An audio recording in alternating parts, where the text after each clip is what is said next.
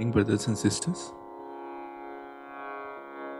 Let's bow down to Shrimataji and take bandhan.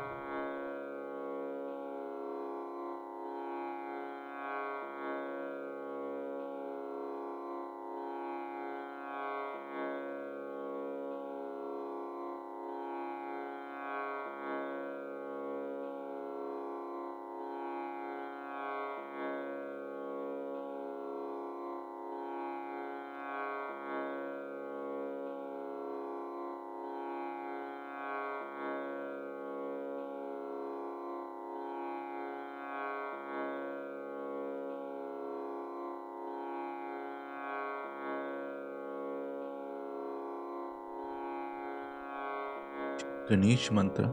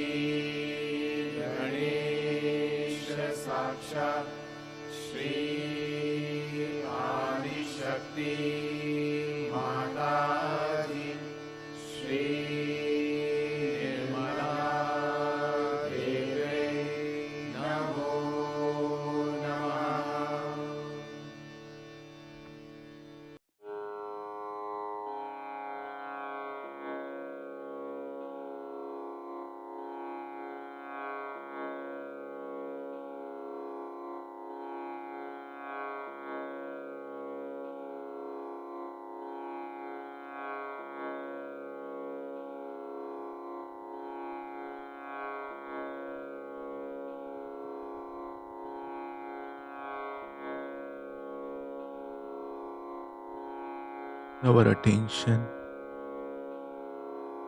Ladhara to Sahasrara, moving slowly on the central channel.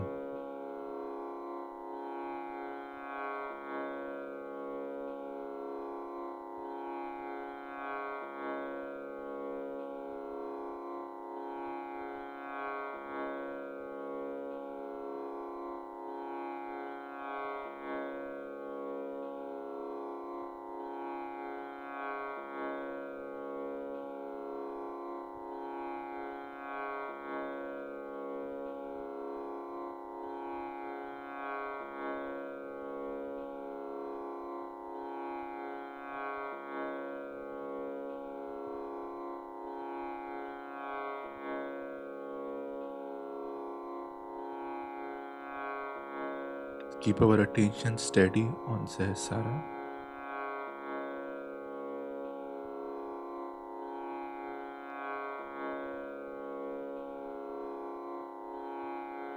Shrimataji, you are the goddess of Sahasrara.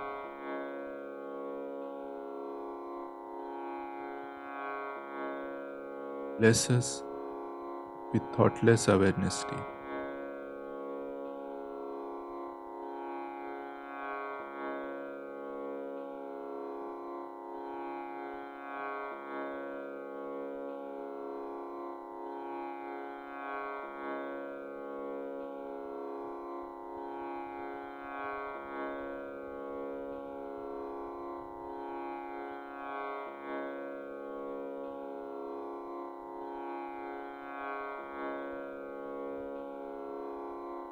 Let us listen to Shrimataji's speech.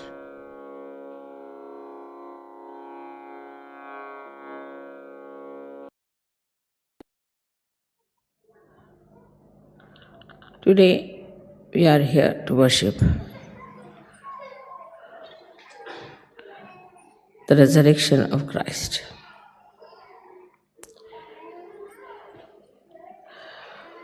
And also to thank Him for giving us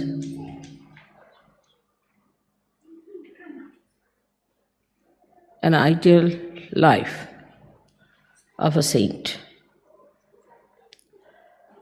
who has to work for the benevolence of the whole world.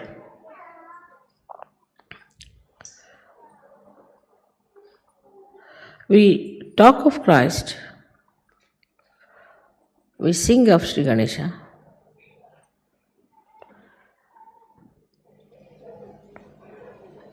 We say we believe in him. Especially Sahajogis feel he is the eldest brother that they have.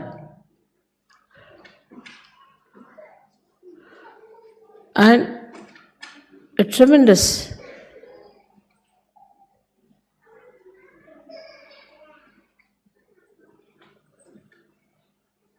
surrender I find among Western Sahajogis especially for Christ.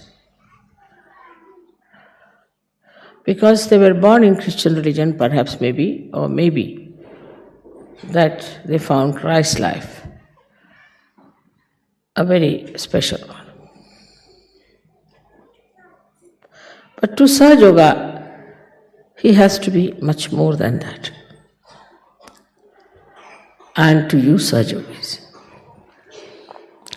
many people believe in many deities. Like some believe in Sri Krishna, some in Sri Rama, some in Buddha, some in Mahavira, and some in Christ. All over the world. They do believe in some higher being. But this belief is without the connection to begin with, and becomes a kind of a falsehood that they think that Christ belongs to them, Rama belongs to them, or Sri Krishna belongs to them.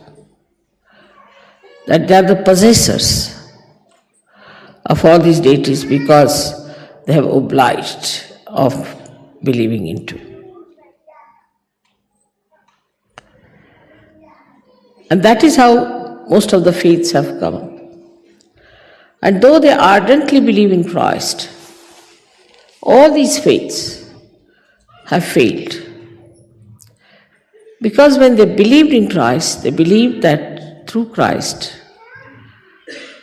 they can get their checks cashed. It was like a bank. We pray to God, you get me all right. Then get my mother all right, my father all right, my sister all right. Get me so much money, get me so much wealth, or health, or anything. Thinking that because we believe in Christ, He is so obliged that He has to pay for it. He has to look after us. And that we are rightful possessors of His blessings. Then they form churches, temples, mosques, clubs, believing that now we belong to Christ. All this group is a very special chosen one, or we belong to Rama, or to Krishna, or to someone like that. And to whomsoever they may belong, the one to whom they belong does not know anything about them. Christ has said, you'll be calling me Christ, Christ, I won't recognize you. It's a big warning to people who say we believe in Christ. So, without the connection, if you believe in someone, it has no meaning. It's just like some sort of a mythical romantic idea that another person whom you believe in has a special relationship with you.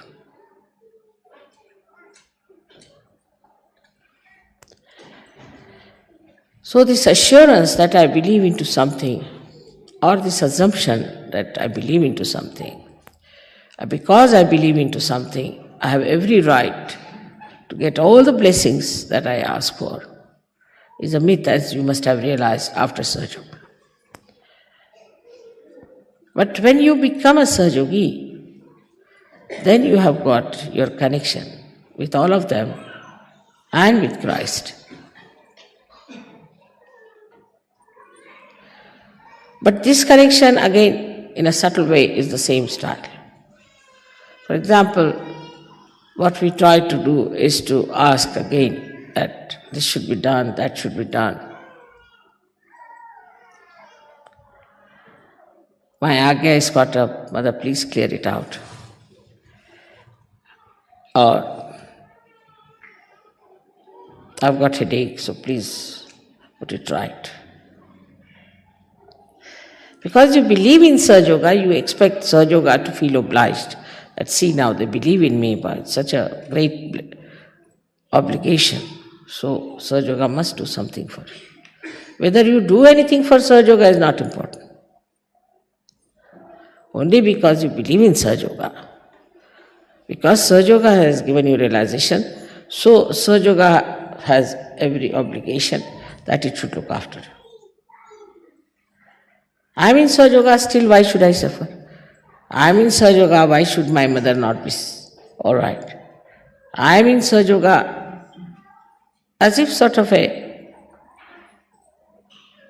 organization where you have paid money or something and you are supposed to get all the rewards.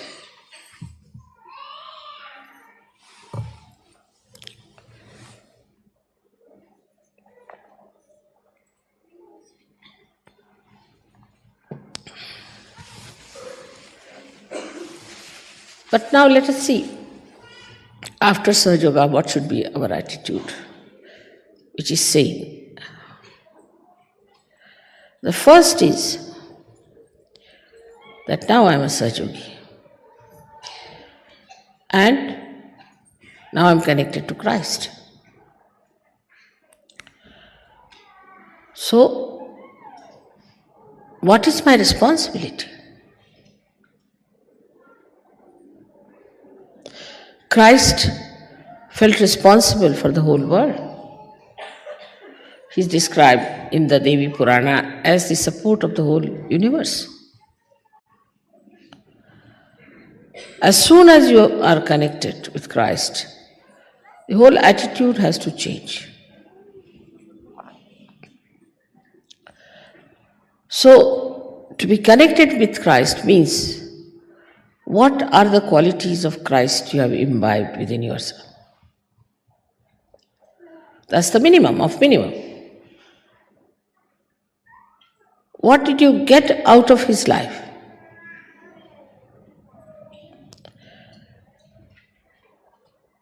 Is it that he has cured people, all right, so you should get cured? He gave eyes to people, so you must get your eyes back. Do you mind removing this?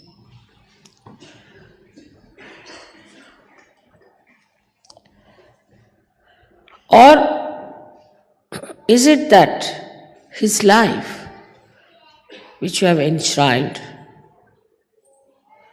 should also make you something that could be enshrined, that could be respected, that could be called as a reflection of Christ's life? Now let us see his life, what kind of a life he led. We read Bible, we carry Bible everywhere, and even I saw the Bible in the hotel as if it's a part of the thing, like a soap is kept in Bible.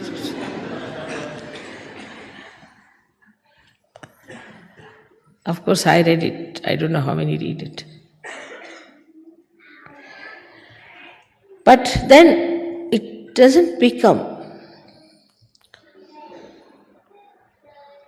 to say you are a Sahaja Yogi if through his connection you have not received any one of his qualities. For example, this is now connected to the mains, so you are getting electricity through it. This doesn't give electricity to the mains, but it receives. So you have to receive something from him. And what you have to receive is the qualities that he had.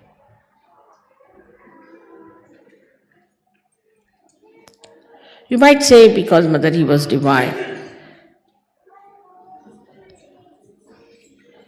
He was the Son of God. But he was also son of his mother. And you are also son of your mother. So mediocrity in our character cannot say that we are connected with Christ because there is no energy of Christ flowing in you. When the energy of Christ flows to you, you express it. Like yesterday, the gentleman was playing, and I think the power of Saraswati started flowing in him. And how beautifully he played. He couldn't control his fingers. He said, it's all happening here. I don't know how.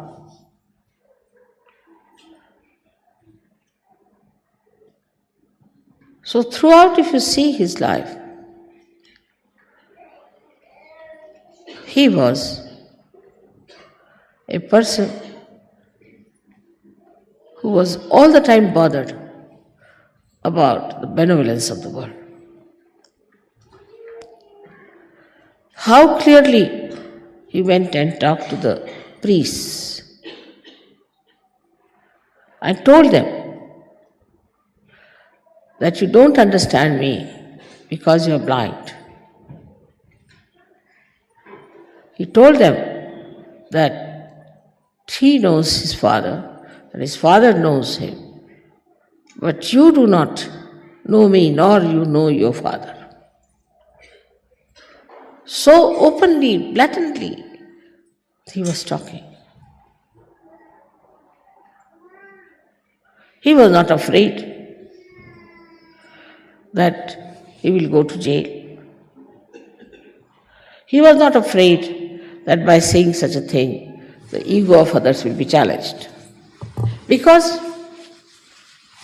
he was not pretentious. He was not doing something that was not truthful. He was telling the truth. And truth has that capacity to express itself through your personality. But do we really believe in ourselves? Do we really believe that we are Sajogis? That we can talk to people as Christ could talk to them? At a very young age of 12 years, he could go and talk to the priests. What courage! There was no need for him. He should have really got married, like Sajogis do, and settled down with his wife and children nicely. Because the main headache for Sajogis seems to be the marriage and their children. He never married. He was so precious that he didn't want to waste his time with these things. He died so young, he knew he had to die. So, in his life, you see, he was not a mundane type of personality, not mundane, not ordinary.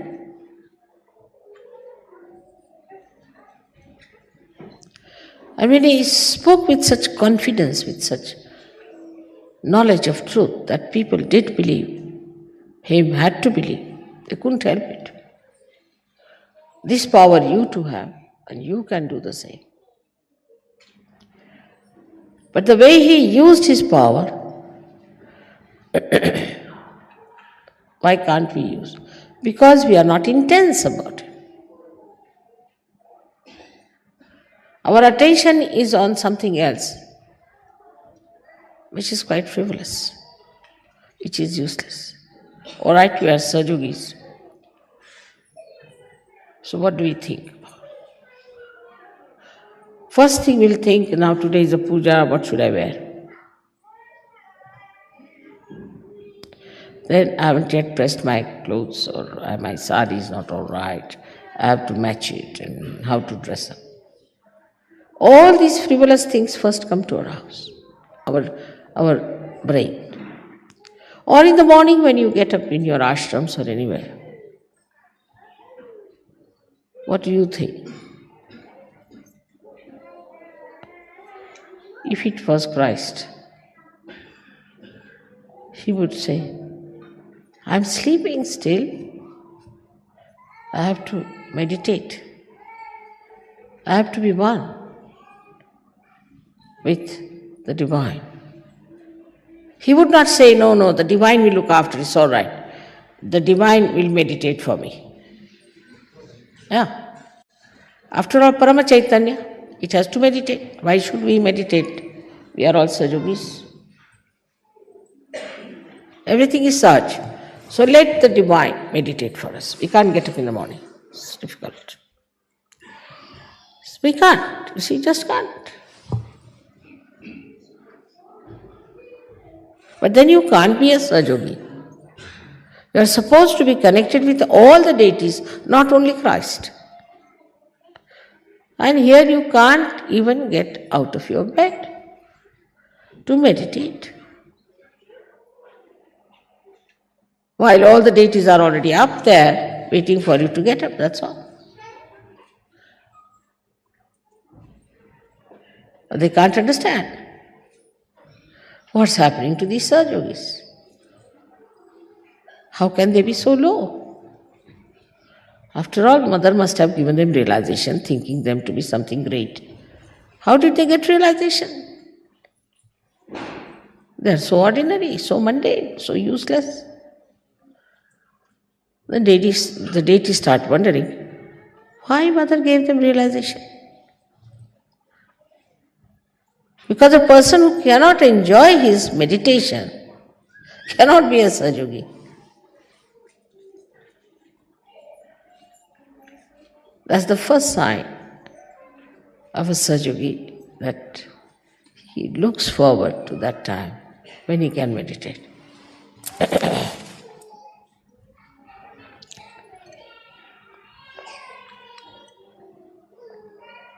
That is the time you are really in connection with the divine and you enjoy the most. Whenever I get a chance, I go into it. I find it so difficult to come out of it. For today, it happened to me. I was thinking that I'll have to struggle out for this puja.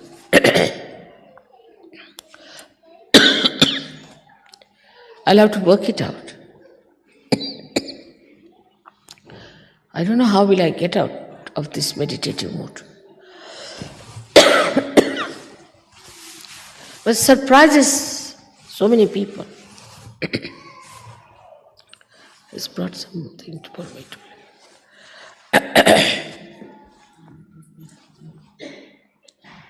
How people are meditating. Especially so many Indians told me this thing. It's something very surprising. That they are supposed to be meditating and immediately they get up. What cakes, what things, what have you cooked, this, that.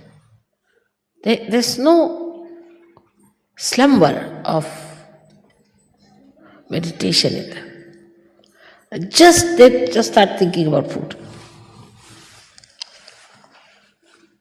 How can that be? It's the way you cannot get out of your sleep. In the same way, a Sajogi cannot get out of his meditative mood. It's so enjoyable. You want to be there. So one of the signs that you are not yet anywhere near Sajoga is that if you cannot enjoy your meditation.